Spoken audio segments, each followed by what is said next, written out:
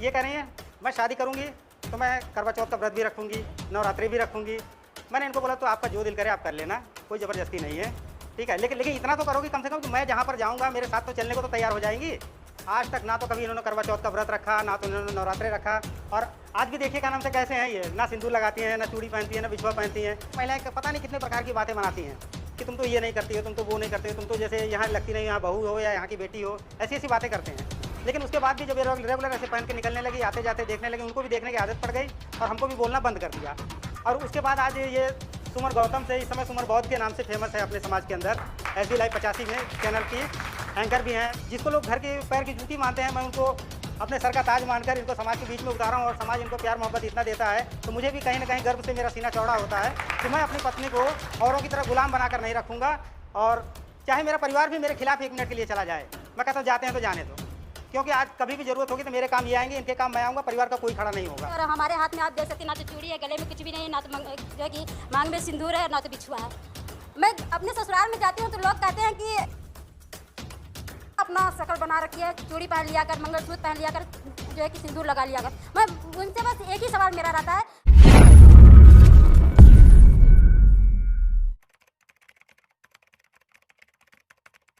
सभी को नमो बुद्धाय, जय भीम। और आज करवा चौथ का बहिष्कार करने वाली महिलाओं को खासकर मेरा क्रांतिकारी नमो बुद्धाय, जय भीम। मेरा नाम राजेश बौद्ध है और ये मेरी पत्नी सुमन बौद्ध हैं और एक यूट्यूब चैनल भी चलाते हैं हम लोग SB लाइव 85 के नाम पे, कुछ लोग जानते भी होंगे। और थोड़ी सी कुछ अपनी बातें हम भी शेयर करना चाहेंगे, थोड़ा सा इनका पर्दाफाश करना है। तो ऐसा था, मेरी इनकी शादी की बात जब हुई थी, तो शादी की बात होती है तो आजकल तो ऐसे भी लड़के लड़कियां फ़ोन पे बात करना शुरू कर देते थे, तो मैं भी इनसे बात करना शुरू कर दिया। उसके बाद बातों बातों में ये पता लगता है कि ये कहीं ना कहीं थोड़ा सा मनुवाद से ग्रस्त हैं, पाखंड से ग्रस्त हैं, और मैं था अम्बेडकरवादी। और हमारी इनकी तालमेल ऐसे नहीं बैठती थी, ऐसा लगता था अब लड़ाई हो जाएगी, कल लड़ाई हो जाएगी, परसों लड़ाई हो जाएगी, शादी टूट जाएगी। शादी के 1 दिन पहले तक शादी हमारी टूटने की नौबत थी। लेकिन बाद में मेरे से किसी ने बोला ऐसा है, ऐसे बातें करने से बात बिगड़ जाएगी, रिश्ता टूट जाएगा, आप ऐसा करिए उनसे शादी कर लीजिए, उसके बाद जो है उनको अपने साथ लाइए, लोगों को कार्यक्रम में ले जाइए, अच्छे अच्छे लोगों की बातें सुनवाइए, तो कुछ परिवर्तन आएगा। फिर मेरे दिमाग में आया, मैं बोला सही बात है, ऐसे बहस करने से कोई फ़ायदा नहीं है। फिर मैं जो हूँ इनसे मैंने बात किया कि चलो ठीक है, ये कह रही हैं मैं शादी करूँगी तो मैं करवा चौथ का व्रत भी रखूँगी, नवरात्रि भी रखूँगी। मैंने इनको बोला तो आपका जो दिल करे आप कर लेना, कोई ज़बरदस्ती नहीं है, ठीक है। लेकिन इतना तो करोगी कम से कम कि मैं जहाँ पर जाऊँगा मेरे साथ तो चलने को तो तैयार हो जाएंगी। कह रहे हाँ इतना करूँगी। मैं बोला बस कोई बात नहीं, कोई दिक्कत नहीं है। उसके बाद जब से मेरी शादी हुई, आई हैं यहाँ पर, और आने के बाद 1 कार्यक्रम 2 कार्यक्रम में ले गया। बीच में हमारे संदीप भाई साहब हैं, ये भी हमारे क्षेत्र में गए हैं, कार्यक्रम करके आए हैं, इनकी भी स्पीच सुनी और बहुत से लोगों की स्पीच सुनी। और सुनते सुनते इनके अंदर इतना परिवर्तन आया है कि आज जितना दिन हो गया, आज तक ना तो कभी इन्होंने करवा चौथ का व्रत रखा, ना तो इन्होंने नवरात्रि रखा, और आज भी देखिए क्या नाम से कैसे हैं ये, ना सिंदूर लगाती हैं, ना चूड़ी पहनती हैं, ना बिछुआ पहनती हैं। जो कि हम जिस क्षेत्र में रहते हैं, संदीप भाई साहब देख कर आए हैं, वहाँ पर अगर इस तरह से रहें तो महिलाएं पता नहीं कितने प्रकार की बातें बनाती हैं कि तुम तो ये नहीं करती हो, तुम तो वो नहीं करते हो, तुम तो जैसे यहाँ लगती नहीं, यहाँ बहू हो या यहाँ की बेटी हो, ऐसी ऐसी बातें करते हैं। लेकिन उसके बाद भी जब ये रेगुलर ऐसे पहन के निकलने लगी, आते जाते देखने लगे, उनको भी देखने की आदत पड़ गई और हमको भी बोलना बंद कर दिया। और उसके बाद आज ये सुमन गौतम से, इस समय सुमन बौद्ध के नाम से फेमस है अपने समाज के अंदर, SB लाइव 85 में चैनल की एंकर भी हैं, पत्रकार मतलब उसी की हैं। और उसके बाद का सफ़र कैसे क्या हुआ और सुमन बौद्ध बनने के बाद इनको कितना मान सम्मान मिल रहा है, क्या मिल रहा है क्या नहीं। यहाँ जहाँ पर भी दिल्ली के अंदर किसी भी कोने में चली जाती हैं तो 2-4 लोग इनको जानने वाले मिलते हैं। वो देखकर कहीं ना कहीं मुझे भी बहुत खुशी होती है कि मैं अपनी घर की महिला को, जिसको लोग घर के पैर की जूती मानते हैं, मैं उनको अपने सर का ताज मानकर इनको समाज के बीच में उतारा हूँ और समाज इनको प्यार मोहब्बत इतना देता है तो मुझे भी कहीं ना कहीं गर्व से मेरा सीना चौड़ा होता है कि मैं अपनी पत्नी को औरों की तरह गुलाम बनाकर नहीं रखूँगा। और चाहे मेरा परिवार भी मेरे खिलाफ 1 मिनट के लिए चला जाए, मैं कहता हूँ जाते हैं तो जाने दो, क्योंकि आज कभी भी ज़रूरत होगी तो मेरे काम ये आएंगे, इनके काम मैं आऊँगा, परिवार का कोई खड़ा नहीं होगा, मैं ये जानता हूँ। तो इसलिए आज मैं इनके लिए हमेशा हर सुख दुख में इनका साथ देता हूँ। और आगे कुछ अगर कहना चाहें तो ये कह सकती हैं। सबसे पहले तो मैं उस महान पुरुष को नमन करना चाहूँगी जिसकी वजह से आज हम यहाँ पर खड़े हैं। महाकारुणिक तथागत गौतम बुद्ध को नमन, परम पूज्य बाबा साहेब को नमन, बहुजन समाज में जन्मे सभी संत महापुरुषों को चरणों में सत सत नमन, और यहाँ पर सभी बैठे उपासक एवं उपासिकाओं को हमारा क्रांतिकारी नमो बुद्धाय जय भीम। जैसा कि यहाँ पर सभी महिलाएं हैं, करवा चौथ के उपलक्ष्य में यहाँ पे प्रोग्राम रखा गया है। मैं साधुवाद करूँगी शिव कुमार बौद्ध जी का कि छोटे से कार्यक्रम के लिए यहाँ पर जो कार्यक्रम आयोजित किए हैं करवा चौथ के उपलक्ष्य में, जो महिलाएं करवा चौथ को त्याग दी हैं। काफ़ी महिलाएं यहाँ पर हैं, लोग यहाँ पर अपनी अपनी बातें भी रखी जो समझ में आया, लेकिन इनसे एक बात पूछना चाहूँगी।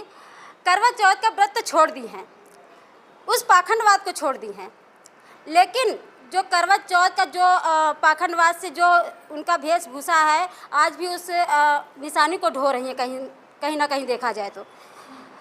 मैं भी एक महिला हूँ, हमारे हस्बैंड यहाँ पर खड़े हैं आप लोगों के बीच में। अगर हम करवा चौथ का व्रत करेंगे तो क्या हमारे पति को लंबी उम्र हो जाएगी? मैं आप लोगों से पूछना चाहती हूँ। हमें अगर अपनी जो पति हमारे हैं उनकी तो उनको काजू बादाम खिलाओ, अच्छे अच्छे खाने खिलाओ, उससे हमारे पति की उम्र लंबी होगी, ना कि करवा चौथ का व्रत करने से और तीज त्यौहार करने से हमारी पति की लंबी उम्र होगी।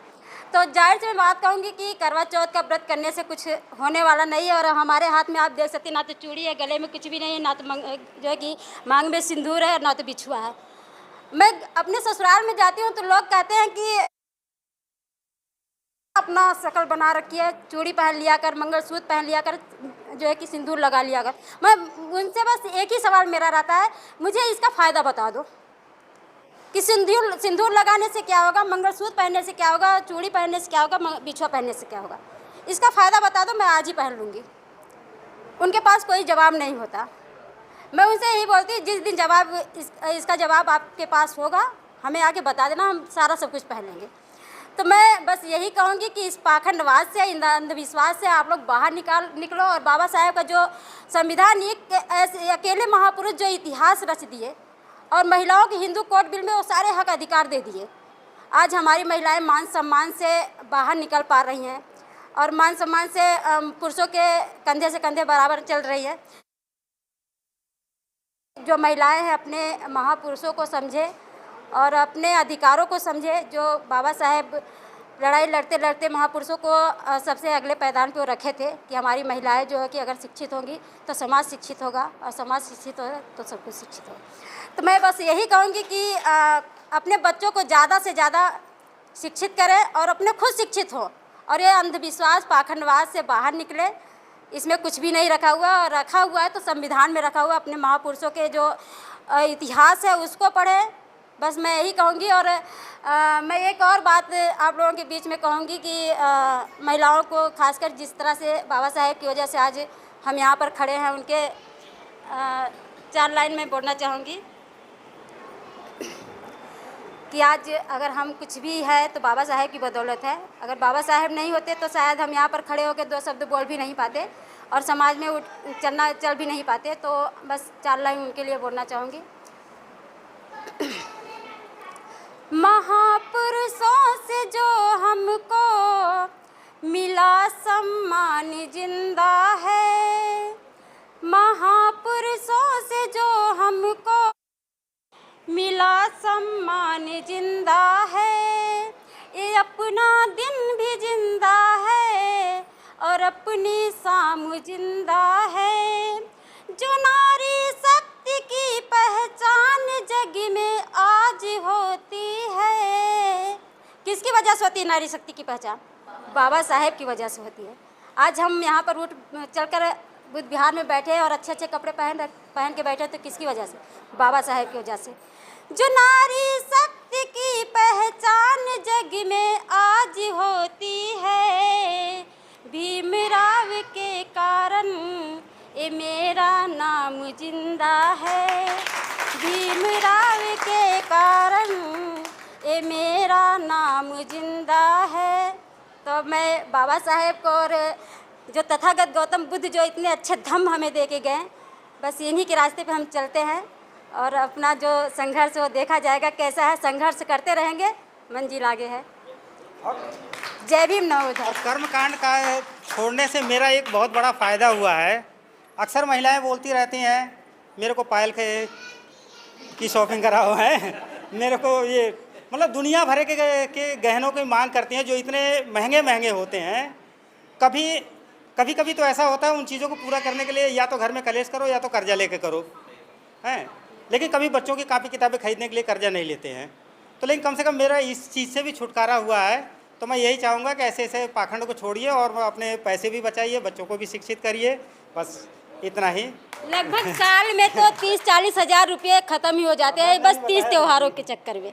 वो अगर 30-40 हज़ार रुपये अगर हम बचा कर अपने बच्चों के शिक्षा के ऊपर लगाएंगे तो बहुत अच्छी बात है।